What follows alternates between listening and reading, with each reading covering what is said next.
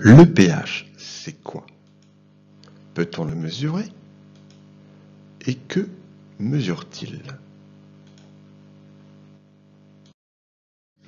Qu'est-ce que le pH? Si nous prenons l'étiquette d'une bouteille d'eau minérale, sur la composition de cette étiquette, il est affiché une indication chiffrée pH égale 7. Ce pH, qui signifie potentiel hydrogène, est un nombre sans unité, compris entre 0 et 14. Ce nombre va indiquer le caractère de notre solution. Le caractère est défini soit comme étant acide, neutre ou basique. Prenons par exemple le jus de citron. Vous avez tous déjà goûté du jus de citron et on s'accorde tous à dire que le jus de citron est acide. Eh bien en chimie, on a la possibilité d'évaluer l'acidité d'une solution à l'aide du pH. Si une solution a un pH inférieur à 7, alors la solution est acide. Si la solution a un pH égal à 7, la solution est neutre. Si la solution a un pH supérieur à 7, alors la solution est basique. Donc, nous avons vu, pour revenir au citron, que le citron ou le jus de citron était acide. Cela veut donc dire qu'en chimie, cette solution de jus de citron aurait un pH inférieur à 7. Maintenant, comment caractérise-t-on le pH? On utilise une échelle de pH graduée de 0 à 14, avec une valeur centrale pour 7. Entre 0 et 7, on dit que la solution est acide. Entre 7 et 14, la solution est dite basique. Et à 7, la solution est neutre. Alors maintenant, comment mesurer le pH d'une solution? Première méthode, il faut utiliser des indicateurs colorés. Alors ce sont des solutions colorées qui ont la propriété de changer de couleur suivant le caractère de la solution testée. Protocole pour utiliser ces indicateurs colorés. On ajoute quelques gouttes d'indicateurs colorés à notre solution à tester et suivant la coloration prise, on détermine le caractère acide, basique ou neutre de notre solution. Au lycée, on utilise le bleu de bromothymol, appelé BBT. La solution de BBT prend alors des colorations différentes suivant le caractère acide, basique ou neutre de notre solution. En exemple en image, le BBT aura une coloration jaune lorsqu'il sera en milieu acide. Le BBT aura une coloration verte lorsqu'il sera en milieu neutre. Le BBT aura une coloration bleue lorsqu'il sera en milieu basique. Alors, quels sont les avantages et les inconvénients? Les inconvénients, c'est on ne dispose pas forcément de solutions d'indicateurs chiffres colorés dans nos maisons. Donc le BBT ne se trouve pas partout. Premier inconvénient. Deuxième inconvénient, nous n'avons pas d'indication chiffrée sur la valeur de pH. Nous savons simplement si cette solution est acide, basique ou neutre. Et autre inconvénient, il est difficile d'utiliser des indicateurs colorés lorsque nous avons déjà une solution à l'origine colorée. Quels sont les avantages? Ça nous donne une détermination rapide, visuelle, colorimétrique du caractère de notre solution.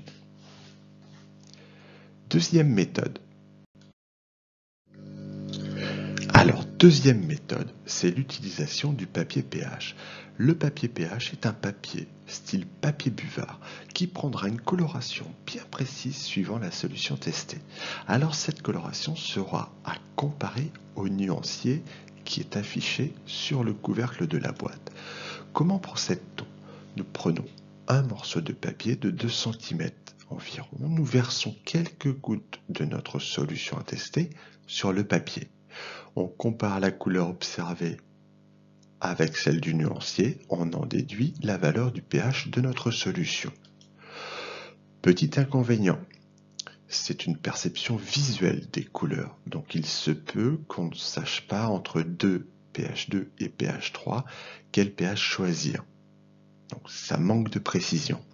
Par contre, c'est très rapide d'utilisation et peu coûteux. Troisième méthode, c'est le pH mètre. Alors comme son nom l'indique, le pH mètre, c'est un appareil qui va mesurer le pH. Alors c'est une sonde électrochimique qu'il faudra placer dans une solution. Et sur cette sonde, il y a un écran pour lequel s'affichera la valeur du pH. Comment utilise-t-on le pH mètre? Il faut tout d'abord ôter le capuchon de la sonde.